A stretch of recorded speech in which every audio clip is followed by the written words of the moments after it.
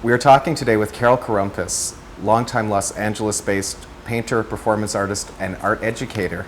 Carole, tell us about rock and roll. What does it represent to you both as a working material and as subject matter? I think thematically, it's like I love going to concerts. I love music, and not just rock and roll music. I sort of cross over into eclectic stuff too. Uh-huh. But I think where it sort of enters into my work is that I've for many years used elements of male-female relationships. Absolutely. And sex and gender and the body. Yes. And then I think key within all of this is the element of desire. Desire. And rock and roll is, the person on stage is a vessel of desire. Aha. A lot of your work, well, each series is based on historical literary references, essentially. Yeah, yeah. For example, one series is Mary Shelley's Frankenstein. It was a jumping off point. Is that what the texts are? Are they jumping off points? Do they serve as an analog to content, or both? Actually both, but I think with my work I've always started from a language base. So whatever subject I've sort of chosen to work with, and the sort of overall theme or title of the series, from there I usually come up with all the titles of the work. And then I only work on one piece at a time, and then I bounce off of that title. So the title is always previous to the... Language always has been. I didn't know that. Yeah. That's hugely interesting. Yeah.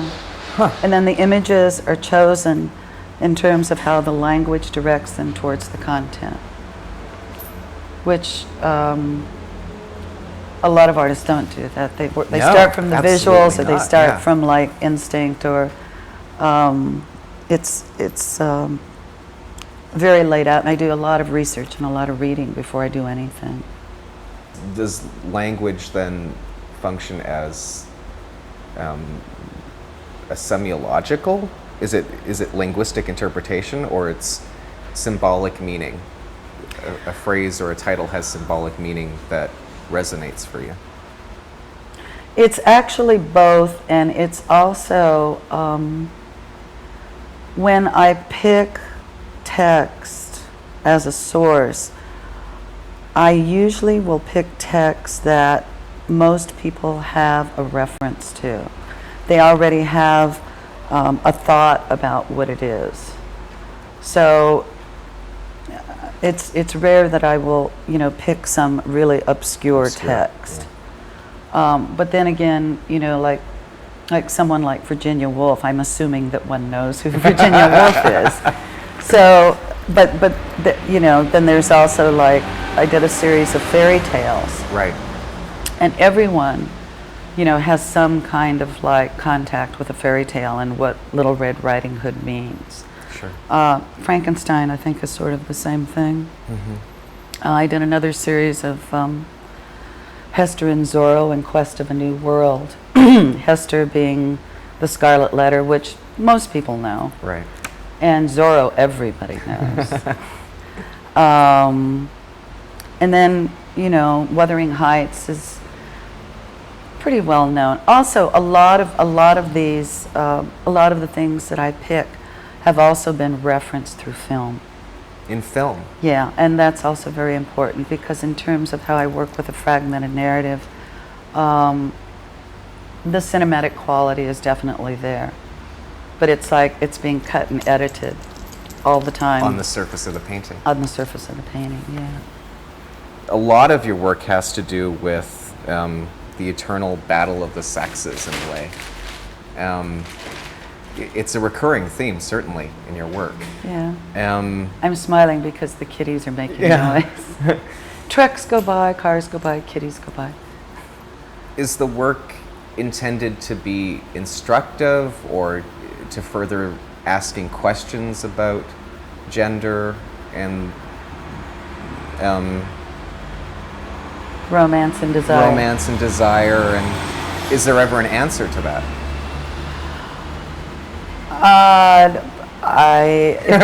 If there is, I don't know it, and if I knew it, I'd probably be making a huge amount of money. I'm not, in the sense of the work being didactic and kind of finger wagging. It is not that at all. Yeah, I don't think it is. I think it asks a lot of questions. It's very much about bringing up questions surrounding relationships, past and present, and how culture and how myth affects belief systems of how people actually orient themselves in terms of how they deal with relationships and how they deal with sexuality and how they deal with issues of the body and gender. The archetype of the outsider appears a lot in your work. Heathcliff, Frankenstein. Frankenstein is an outsider. It's funny. I think so.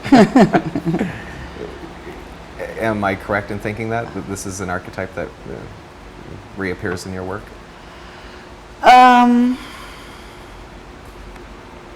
Yeah, I guess so. Actually, I hadn't really thought about that, but it's sort of, it appears in my life. How? I don't know. How does it appear? I don't know. My mother's always teased me about this. She said if there's an underdog in the room, that's who you'll want to talk to. Right. And especially if it's a guy. Right. You know, it's sort of like the whole outsider theme. But that ties into, you know, your original question about rock and roll. Right. And I think it also ties into the kind of art that I make and the kind of images I choose and what I'm talking about, because a lot of the times the things that I like to address aren't necessarily pleasant or comfortable subjects, but that's what makes them interesting. Do you think it's sort of a renegade approach to be making paintings at this time in history? Well, poor painting. Yeah, you know? Let's talk about that. Poor painting. It goes through, every 10 years, painting is dead. Right. You know, and then it raises its ugly head and comes back again, and people re-embrace it. And I think because of, you know, the tremendous amount of history behind painting, that it's always seemingly somehow dried up and then becomes reinvented, or historically things are retwisted, and so I guess in a sense, you know, painting's always tottering between being a renegade and being, you know, an old-fashioned approach to art making. I think it's probably both. I mean, what's interesting to me about painting is that it does have such an enormous amount of history, and it complicates the matter, and it complicates the act of making a painting. It's harder, but that's interesting, I think. Absolutely. You know? And it gives rise to true quality. On occasion. On occasion. Yeah. So you'll always paint? Well, I have for a really long time. Yeah. And in terms of... I'd like to sing again, too. I think you should sing again. I mean... Obviously, I've lost my voice in the last week, so I normally don't sound like this. But, yeah, I think I will probably always paint, and I will probably always sing in some form, and probably write. Those things are interesting to me. How does feminism influence, guide, direct your work? Does it? Yeah, I think it's definitely part of the work. I mean, I came out of that in terms of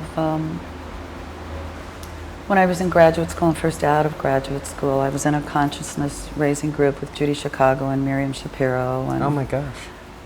Karen Carson, And I was the youngest one, and I was doing really formal installation work at that time, so I got beat up a lot. Why? What did they say? Because my work was so very formal, and modernism is always associated with the male gender. Is that your take on it? No. Yeah. You know, and then I guess within that same time period, I started doing work that was still using very formal a structure, but I was using glitter. Yes. And veiling from women's hats and feathers. Feathers. Elements from party stores like Glow Culture. Tissue paper. Yeah. And things that referenced either low culture or domesticity. Yeah. So I think that idea of sort of modernist structure and how you use materials or images can really be kind of filtered, and a different voice comes from it. And my work still, in terms of composition and layout, is very, very structured. Well, the grid certainly is a huge part of your work. Modernism at its male best.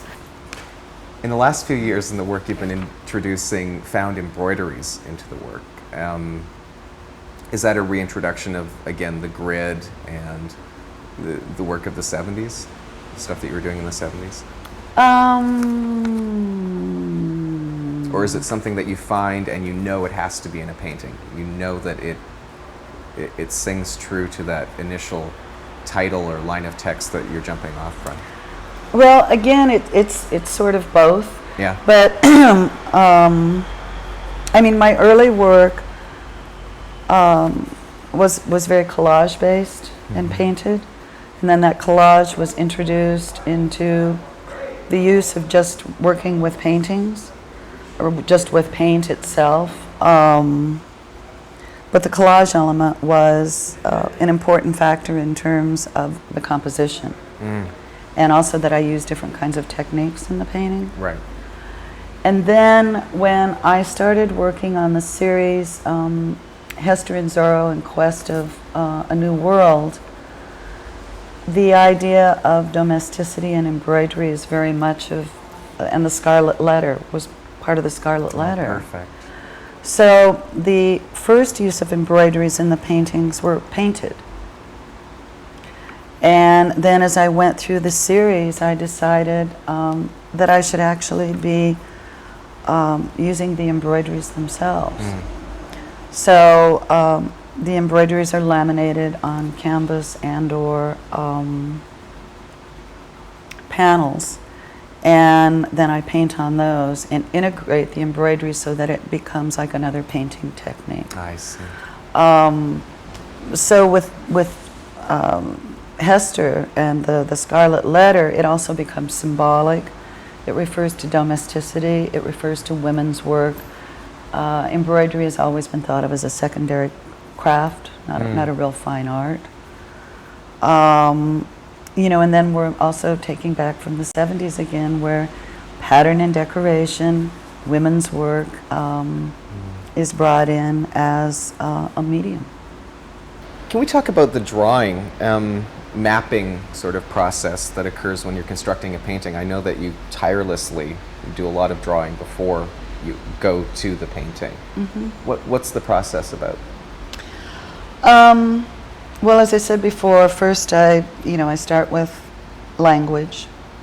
Right. For subject, come up with a list of titles, etc. And then I do a lot of reading and writing and gathering of research information, images, do a lot of sketches.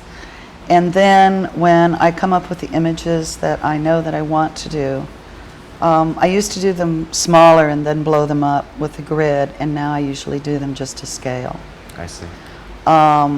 So I do line drawings on tracing paper of the images to scale. So this entire painting, what's happening here, would all be done on tracing paper, pencil, line drawings. Wow.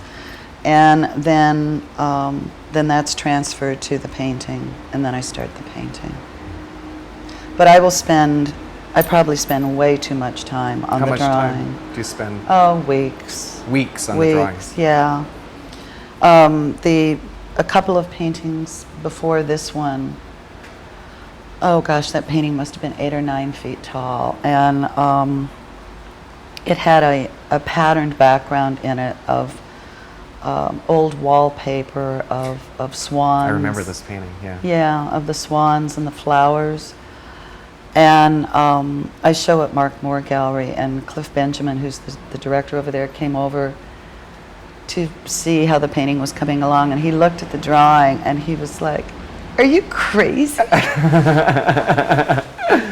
And I used to just, I'd spend weeks and weeks and weeks on these drawings, and I used to like throw them away, and Cliff was like, "You have to keep these. Yeah, you should. This is crazy."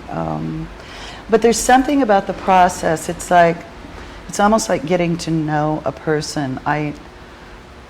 Through the act of the writing and then the drawing, I have so many conversations before I've even started the painting that I really kind of, I know the painting. It's like I haven't just been introduced to it, I really have established a relationship with it. And the writing and the drawing really allows that. A lot of decision making when I'm doing the drawing in terms of color, in terms of composition, technique, how I'm going to paint a certain kind of image, etc., really comes into place when I'm doing the drawing. And not a huge amount of changes happen once I start the painting. I mean, things do alter and change in terms of maybe technique or use of color, but a lot of that decision making comes from doing the drawing. There's a fluid grace and astounding beauty to your work that is counterbalanced with some wonderfully difficult and in-your-face explicit subject matter. What does the dichotomy of form and content represent to you? I really like using those things together. That they create a clash. They also create a fissure that opens up other information when those things are collapsed together. What type of information? What types of information, rather? Well, for instance, like this painting isn't finished. Okay. This is a painting in progress. It's not done yet. But for instance, like in this painting where I'm using these embroideries that I got in Oaxaca last summer, and they're embroideries. They're pre-embroidery, really, because they haven't been embroidered yet. Oh. They are just the silk screen. It's like an outline. It's the outline. It's like the imprint. And they have really sweet messages on them, like the bird, and it says "por nuestro amor," for our love. Or this one has the two birds in the heart. "Tuyo es mi corazón." You are my heart. Oh my gosh. You are my love. And then several of them are, the virgins, or the cute little girl with the flowers, or the heart, or even the donkey, "Aquí está tu taxi," here's your taxi. Oh. And then they're layered with these images of these women from the LA Weekly ads. They're the sex ads. I see. So you take something from a culture that's very sweet and has a certain kind of meaning to it, whether it's the love of the Virgin of Guadalupe or, the love of the heart, and then you lay these ladies on top of them with these quotes, "up late, can't sleep," or "XXX porn princess," and the information starts to collapse into something else. And that's really interesting to me.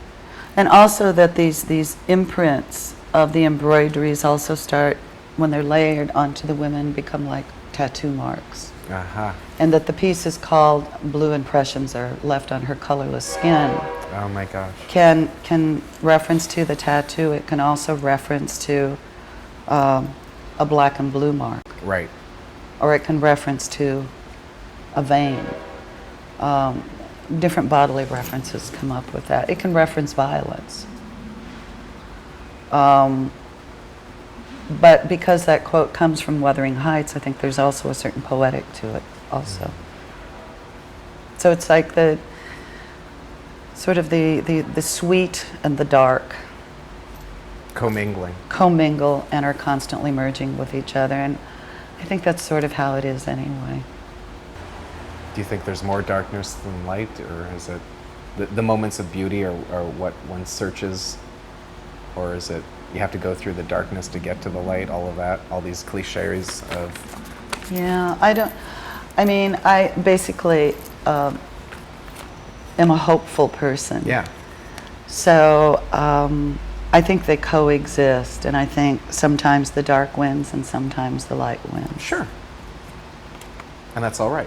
And also, I think that there can be a certain beauty and a certain poetry to the darkness too. Absolutely. Because it gives you an understanding to appreciate the other.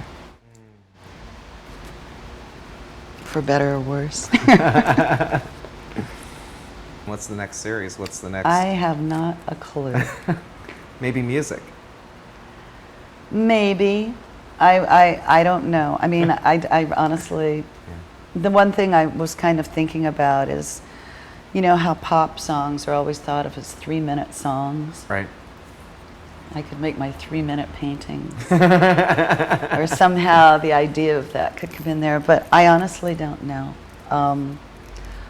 Once this painting is done, I'm going to start researching and looking at, I don't know what I'm going to be looking at. I'm going to be looking for some theme that will coalesce. But this is sort of normal. I don't usually, it's like I finish a series and then it's like, oh no, now what am I going to do? So it's scary, but then it's also kind of exciting because it's like, it all opens up again and I get to pick whatever I want. As long as it's good. Thank you so much for talking with us. This is terrific. Thank you. You're very welcome.